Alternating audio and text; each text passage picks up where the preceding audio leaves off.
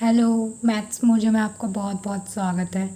तो आज हम क्लास 9th के चैप्टर फर्स्ट के एक्सरसाइज 1.1 का फोर्थ क्वेश्चन करेंगे।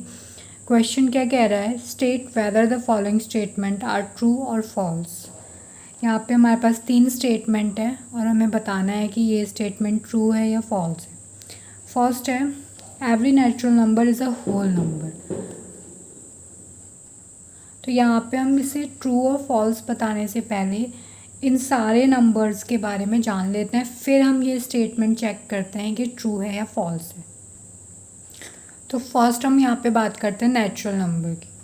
Natural number are the numbers that are used for counting and are part of real numbers. तो जो नेचुरल नंबर्स होते हैं वो काउंटिंग के लिए यूज़ होते हैं, जैसे 1 2 3 4 5 6 7, जैसे हमारे स्केल पे होता है 1 2 3 4 5 6 7 से लेकर इन्फिनिटी तक, मतलब आप कितना भी उसका रेंज रख सकते हो, तो वो नेचुरल नंबर्स होते हैं। ठीक है, नेक्स्ट है होल नंबर। तो होल नंबर क्या होता है, अगर आप नेचुरल नंबर में ज़ीरो इंक्लूड कर दो तो वो होल नंबर का सेट हो जाएगा। नेचुरल नंबर में ज़ीरो नहीं आता, ज़ीरो ऐड करेंगे तो वो होल नंबर बन जाएगा। तो whole numbers are a set of numbers including all natural number and zero. तो इसमें ज़ीरो इम्पॉर्टेंट होता है। फिर बात करते हैं इंटीजर्स की। इंटीजर्स होते हैं, integers are the collection of whole numbers and negative numbers. जो होल नंबर्स है जिसमें ज़ीरो प्लस नेचुरल नंबर है वो तो रहेगा इसमें, साथ में इसमें नेगेटिव नंबर्स भी यूज़ होते हैं, जैसे -1 -2 -3 -4 से लेकर -इन्फिनिटी तक। तो इसमें नेगेटिव नंबर्स, ज़ीरो और पॉजिटिव नंबर्स ये सारे इंक्लूड होते हैं, इन्हें हम इंटीजर कहते हैं। और इसमें जो पॉजिटिव पार्ट होता है उसे पॉजिटिव इंटीजर कहते हैं और जो नेगेटिव पार्ट होता है उसे नेगेटिव इंटीजर कहते हैं। तो negative integer, zero and positive integer का जो कलेक्शन होता है उसे हम इंटीजर कहते हैं, जिसे हम z से शो करते हैं, और होल नंबर को कैपिटल W से और नेचुरल नंबर को कैपिटल N से। फिर नेक्स्ट आता है रेशनल नंबर। तो रेशनल नंबर्स क्या होते हैं, अ नंबर आर कोई भी आप रेशनल नंबर ले लो, is called a rational number if it can be written in the form p/q where p and q are integers and q does not equals to zero. तो यहाँ पे बोला गया है कि जो रेशनल नंबर्स होते हैं वो ऐसे नंबर्स होते हैं जिन्हें हम p/q की फॉर्म में लिख सकते हैं, रेशियो की फॉर्म में लिख सकते हैं, और जिसमें वहाँ पे जो नंबर्स होने चाहिए वो इंटीजर होने चाहिए और जो उसका डिनोमिनेटर होता है q वो ज़ीरो नहीं होना चाहिए, क्योंकि अगर वो ज़ीरो होगा तो हम उसे डिफ़ाइन नहीं कर पाएंगे। तो इसलिए यहाँ पे मैंने कुछ एग्जांपल्स लिखे हैं, 1/2 3/2 2/1 3/1 4/5। ऐसे आप कितने भी कितने भी रेशनल नंबर्स बना सकते हो। तो जैसे इंटीजर्स है, इंटीजर्स ये सारे इंटीजर, इन सब के अपॉन में हम 1 लिख कर इन्हें p/q की फॉर्म में लिख सकते हैं, या कोई और नंबर लिख कर भी हम उसे p/q की फॉर्म में लिख सकते हैं।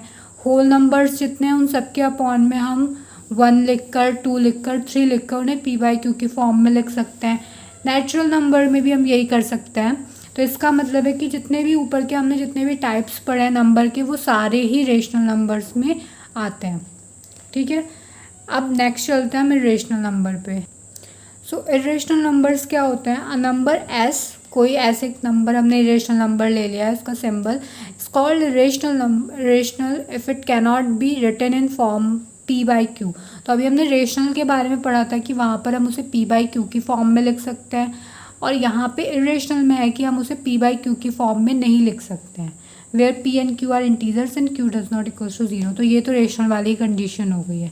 तो ऐसे नंबर्स जिन्हें हम p/q की फॉर्म में नहीं लिख सकते हैं उन्हें हम इरेशनल नंबर कहते हैं, जैसे √2 √3 √15। मतलब रूट के अंदर हम कोई भी प्राइम नंबर अगर लें या फिर ऐसा नंबर जिसके हम पेयर में फैक्टर नहीं निकाल पाए तो वो सारे इरेशनल नंबर्स में आते हैं, जैसे पाई हो गया, या हम एक ई भी पढ़ते हैं एक्सपोनेंशियल फंक्शन। ये सारी फंक्शन जो होते हैं ये इरेशनल नंबर होते हैं।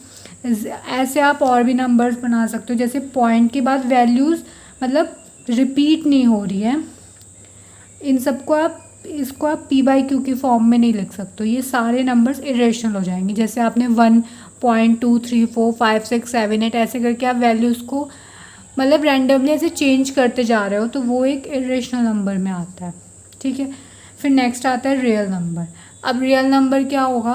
Real numbers are numbers that include both rational and irrational numbers. तो जो रियल नंबर होता है, जितने अभी तक हमने जितने भी टाइप पढ़े, natural number, whole number, integer, rational number, irrational number, वो सारे नंबर्स रियल नंबर्स में आते हैं, ठीक है।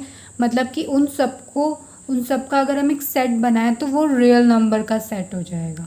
तो रियल नंबर सब नंबर्स का कलेक्शन होता है।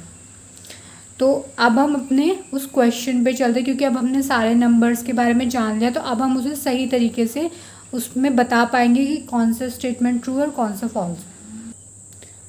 सो यहाँ पर हमारा फर्स्ट स्टेटमेंट क्या है? Every natural number is a whole number.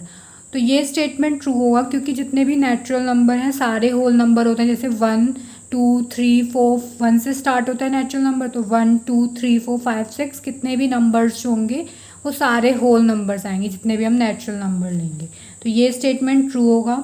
But अगर ये स्टेटमेंट ऐसे होता है कि every whole number is a natural number, तो वो फॉल्स हो जाता है, क्योंकि 0 एक होल नंबर है बट वो नेचुरल नंबर नहीं है, तो इसका कन्वर्स ट्रू नहीं होगा।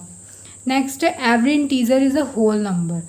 तो every integer is a whole number, ये फॉल्स होगा क्योंकि नेगेटिव इंटीजर होल नंबर नहीं होता है। 0 एंड पॉजिटिव इंटीजर वो होल नंबर आते हैं, but negative integer whole number में नहीं आते हैं, तो इसलिए ये फॉल्स होगा।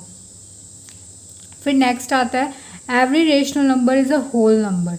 Every rational number is a whole number, ये भी फॉल्स होगा क्योंकि इसमें भी हम नेगेटिव वैल्यूज़ ले सकते हैं, या फिर 1/2 3/2 4/3, ये सारे रेशनल नंबर होते हैं बट ये होल नंबर नहीं होते। 1/2 यहाँ पे आपका ये रेशनल नंबर है बट ये होल नंबर नहीं होगा। 3/2 ये रेशनल नंबर है बट ये होल नंबर नहीं होगा। तो मतलब कि ये थर्ड स्टेटमेंट भी इसकी फॉल्स है। बट अगर ये कन्वर्स होता है that every whole number is a rational number, तो वो ट्रू होता। यहाँ पे आता है every whole number is a integer, इसका कन्वर्स भी ट्रू होता है, इसका कन्वर्स भी ट्रू होता है। कन्वर्स मतलब अगर हम इस स्टेटमेंट को उल्टा करके देखें तो बस ये स्टेटमेंट हमने कर लिया और इनकी सारे नंबर्स के बारे में भी जान लिया। आई होप आपको ये वीडियो पसंद आया होगा। अब मिलते हैं फिर नेक्स्ट वीडियो में एक और क्वेश्चन के साथ। Thanks for watching.